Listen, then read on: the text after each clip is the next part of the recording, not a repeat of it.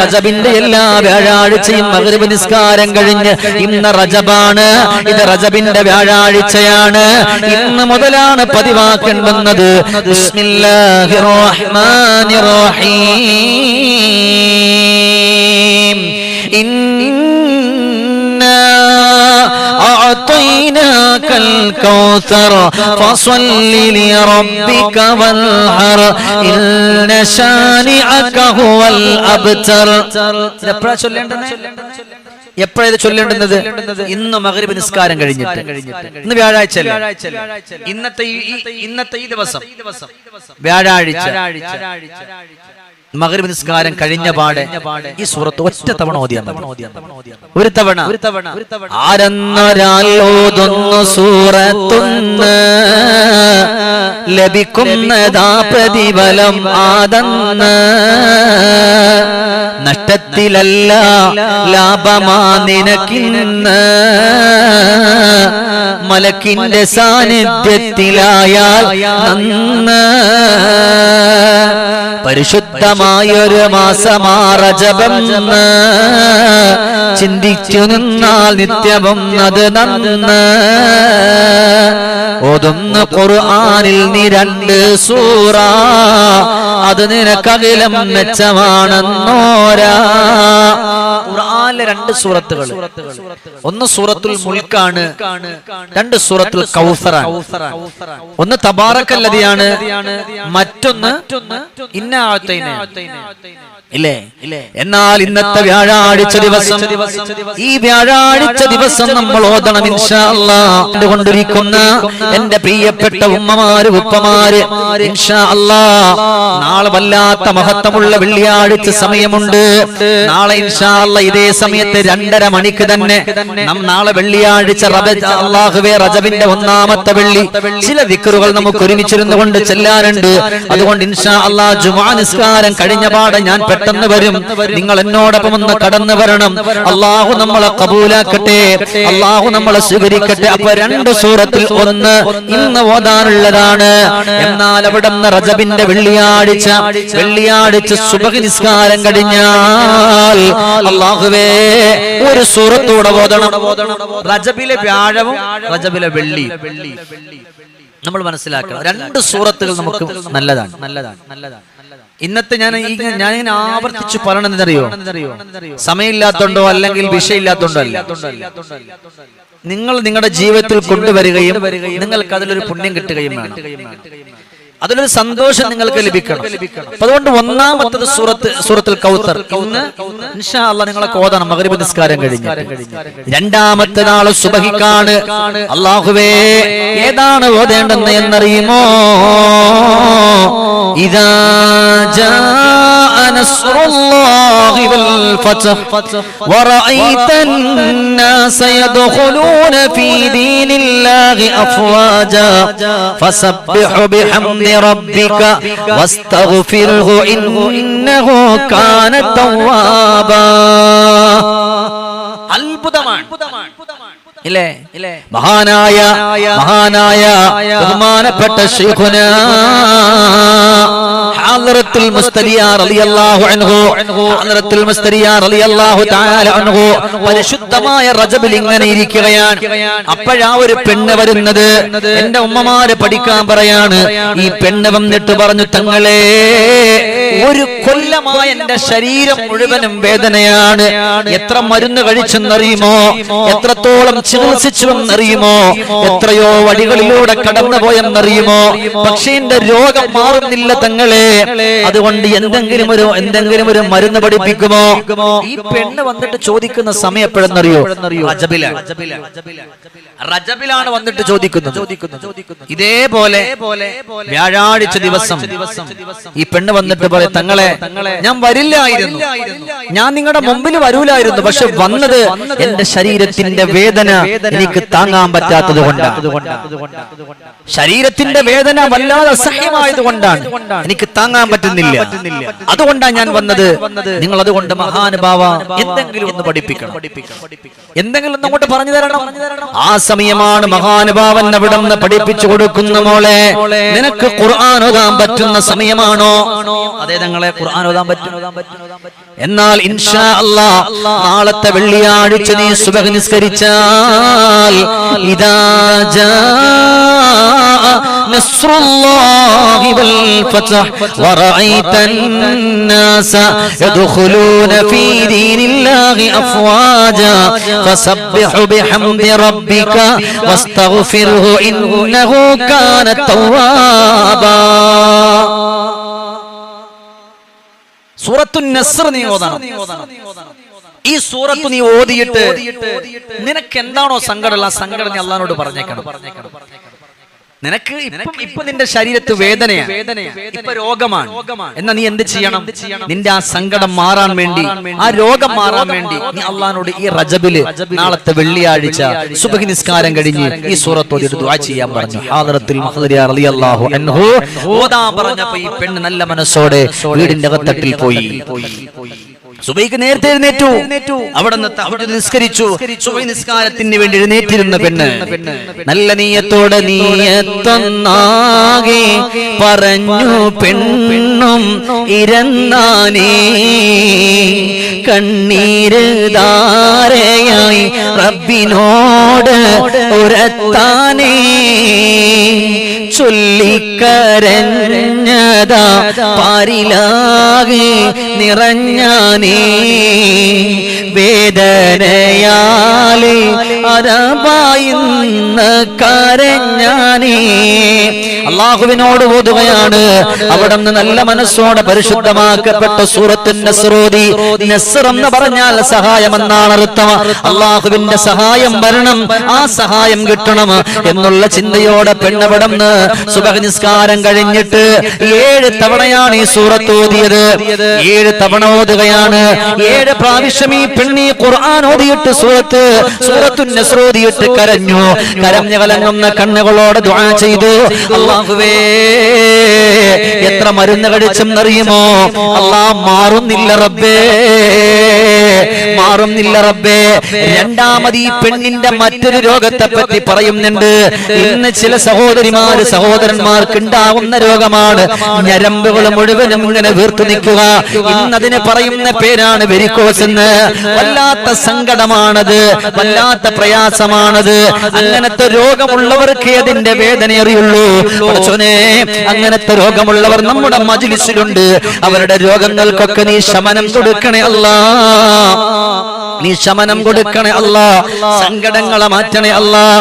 സഹോദരങ്ങളെ, സഹോദരിമാരെ, അവിടെ ഈ പെണ്ണ് ദുആ ചെയ്യുന്ന റബ്ബേ, എന്റെ ശരീരം മൊത്തത്തില് വേദനയാ, പോരാഞ്ഞിട്ട് എന്റെ ശരീരത്തെ ഞരമ്പുകൾ മുഴുവനും പിടച്ചു നിൽക്കുന്നുണ്ട്, തുടിച്ചു നിൽക്കുന്നുണ്ട്. അതുകൊണ്ട് റബ്ബേ, ഇദാ ജാ നസ്റുല്ലാഹി വൽ ഫത്ഹ്, അവിടെ സൂറത്തുൻ നസ്ർ ഓതി. അല്ലാഹ് ഇത് ഓതിയത് നിന്റെ കലാമാണ്, നിന്റെ ഖുർആനാണ്.